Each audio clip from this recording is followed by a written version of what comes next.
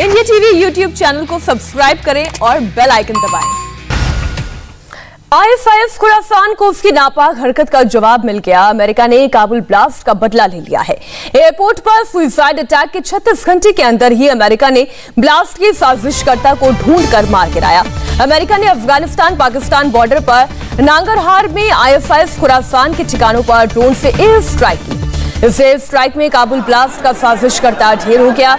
America ने जिस UAV का इस्तेमाल एयर स्ट्राइक में किया वो मध्य पूर्व के अमेरिकी बेस से उड़ा था। अमेरिका का दावा है कि इस हमले में किसी अफगान नागरिक की जान नहीं गई है। अमेरिकी अधिकारियों ने बताया कि इस्लामी समूह के योजनाकर्ता को निशाना बनाया गया है और इसमें किसी भी अफगान के नागरिक की जान नहीं गई है। काबुल सीरियल ब्लास्ट में अमेरिका की 13 मरीन कमांडोज की जान गई थी।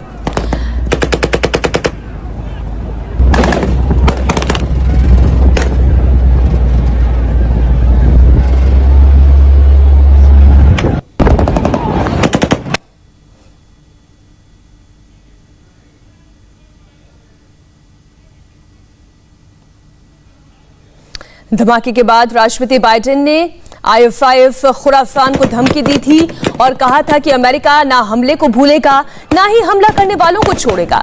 और 36 घंटे में ही अमेरिका का ये बदला पूरा भी हो गया है। हालांकि ये जो तस्वीर आप देख रहे हैं, अब ये एक तस्वीर देखिए, मध्य पूर्व के अमेरिकी बेस से उड़ा था वो यूएवी। अमेरिकी हमले में काबुल ब्लास्ट का साजिश करता ढेर कर दिया गया है। महज 36 घंटे के अंदर आईएसआईएस से अमेरिका ने बदला ले लिया है। काबुल ब्लास्ट के जवाब में ये अमेरिका का हमला है। Jaguar. Roger, there's an individual just on the other side.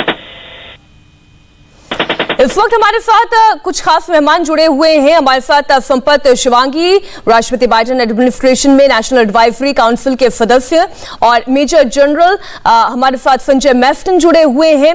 Kabul में भारत के पूर्व मिलिट्री अटैची आप रहे हैं। ये और ज्यादा बेहतर तरीके से हमें समझा पाएंगे कि मौजूदा परिस्थिति काबुल की क्या है और अमेरिका के इस एक्शन का क्या कोई रिएक्शन भी होगा, क्योंकि ऑलरेडी काबुल में स्थिति बहुत विकट बनी हुई है। वहां पर आतंकी ने हमला किया, उसी का रिएक्शन आपने देखा अमेरिका की ओर से किया गया, और अब इसके बाद आगे की तस्वीर क्या होगी। हमारे डिफेंस एडिटर मनीष प्रसाद भी हमारे साथ जुड़े हुए हैं। हम पहले उनसे एक ब्रीफ नॉलेज ले लेते हैं इस बारे में। मनीष, अमेरिका ने ये वादा किया था कि चुन चुनकर बदला लिया जाएगा और महज 36 घंटे के अंदर उन्होंने एयर स्ट्राइक की। कितना नुकसान आईएस खुरासान को हुआ है? मीनाक्षी, जो ऑफिशियल चैनल के द्वारा हमें बताया गया और कैप्टन बिल जो कि स्पोक्स पर्सन है सेंट्रल कमांड के, उनके द्वारा ये कहा गया बिल्कुल स्पेसिफिक तरीके से कि नांगरहार के एरिया में, जो कि एडजॉइनिंग पाकिस्तान बॉर्डर के बिल्कुल करीब है, और उसी एरिया में एक स्पॉट किया गया और फिर उसके बाद लॉन्गिट्यूड ऑल्टीट्यूड के साथ जो रीपर्स हैं उनको फ्लाई करवा गया MQ-9 और रीपर, और उनके जरिए ये पूरा आर्म्ड यूएवी है और इसके जरिए ही ये अटैक को प्लान किया गया। और फिर उसके बाद यहाँ पर जो इनपुट था करीबन 40 से 45 लोगों का था, जिसमें से जो मेन हैंडलर यानी जो फिदाइन भेजने वालों का मेन कमांडर था वो इस जगह पर लोकेटेड हुआ था, और उसके बाद ही ये पूरा प्लान किया गया और फिर उसके बाद ये धमाके के साथ इसे उड़ाया गया। अभी तक दो इंफॉर्मेशन आ रही है। पहली इंफॉर्मेशन इस बात की है कि इस नांगरहार के एरिया, जो कि एडजॉइनिंग पाकिस्तान बॉर्डर के बेहद करीब है, यहां पर अटैक किया गया और आर्म्ड यूएवी के द्वारा अटैक करने के साथ साथ क्षति बहुत ज्यादा पहुंची आईएसकेपी को, यानी खुरासान जो मॉड्यूल है उनका, और उनकी लीडरशिप यानी जो अफगानिस्तान के कमांडर्स थे वो यहां पर मौजूद थे। दूसरा कि जो व्हीकल था या व्हीकल मूविंग स्पेस में था और उसी वक्त ये धमाका हुआ, जिसके अंदर ये जानकारी मिली थी कि जो इस समय आईएसकेपी का जो मेन कमांडर है, जिसने और फिदाइन अटैक लॉन्च करने की पूरी तैयारी की है। दरअसल 31 तारीख से पहले और अटैक किया जा सकता है, और यही वजह है कि पिन पॉइंट ऑपरेशन में ये बड़ी वारदात हुई, जिसमें इन दो मतलब जो आईएसकेपी को बड़ा नुकसान हुआ। अब इसका असर सीधा काबुल के हामिद करज़ई इंटरनेशनल एयरपोर्ट पर दिखाई दे रहा है। यूएस ने तीनों गेट्स यानी नॉर्दर्न, वेस्टर्न और एबे गेट यानी आर्मी गेट, इन सभी से हम ये समझ सकते हैं कि मनीष की सुरक्षा का दायरा और ज्यादा बढ़ा दिया गया है और ज्यादा अलर्ट मोड पर है। वैसे भी अमेरिकी सेना जो है वो अलर्ट मोड पर ही थी, लेकिन उसके बाद अलर्टनेस और बढ़ गई है। संपत जी, मैं अब आपसे चर्चा की शुरुआत कर रही हूँ। संपत जी, क्या जाते हुए अमेरिका को आतंकवादियों ने छेड़कर बड़ी गलती कर दी है? जरूर, क्यों नहीं। अभी अमेरिका छोड़ेंगे नहीं किसी को भी।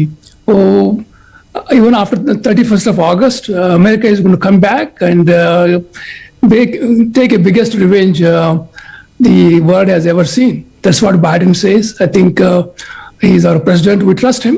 I think he will take care of not only ISIS-K, any terrorist in that area, Pakistan or Afghanistan. I think they'll be taught a lesson.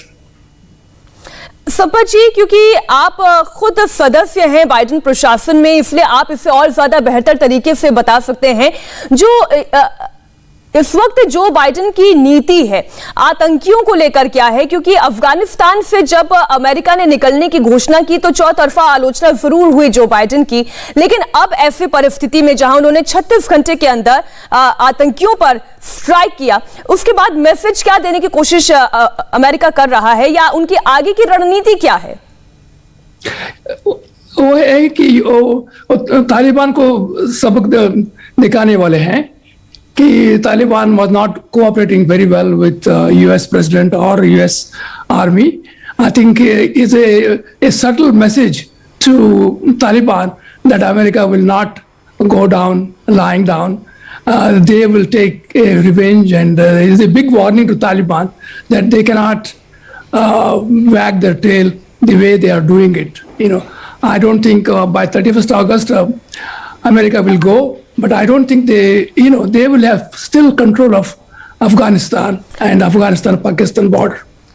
Sampat जी बहुत बड़ी बात कह रहे हैं। हमारे साथ जनरल संजय जी भी जुड़े हुए हैं। जनरल मेफ्टन, आप ये बताएं, संपत जी जो कह रहे हैं कि 31 अगस्त के बाद ये संभावना बहुत कम नजर आती है कि अमेरिका अफगानिस्तान छोड़ देगा, क्योंकि वहां पर सिचुएशन ऐसी नजर आती है कि अफगानिस्तान में बहुत सारे टेररिस्ट ग्रुप्स अब एक्टिव हो गए हैं और आपस में एक दूसरे के साथ अपने कनेक्शंस को और मजबूत कर रहे हैं।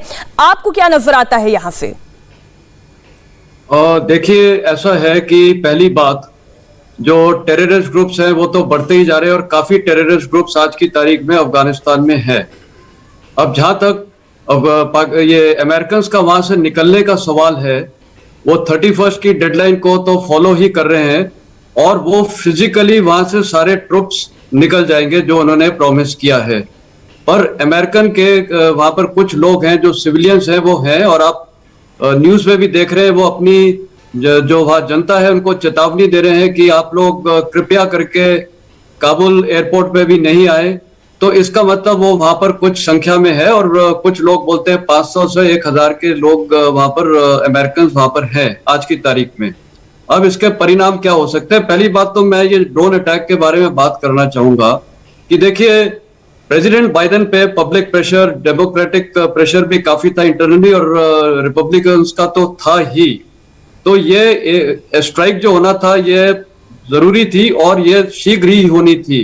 पर सवाल ये उठते हैं, कुछ सवाल उठते हैं। पहला सवाल, देखिए, ये जो स्ट्राइक हुआ था काबुल एयरपोर्ट में, उसके 2-3 दिन पहले अमेरिकन ने और तालिबान ने वार्निंग दी थी कि there is a imminent threat by IS-K at the Kabul airport. वो सबको पता था, और आपको ये भी पता था कौन करेगा, और आपको ये भी पता था जो करेगा, एक होते हैं हैंडलर्स होते हैं और एक होते हैं ऑपरेटिव्स।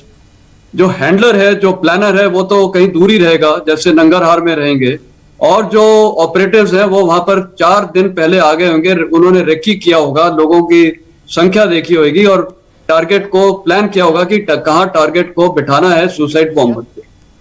तो जाहिर है कि जो प्लानर था वो नंगरहार से प्लानिंग हुई थी, सारी डिटेल प्लानिंग हुई थी।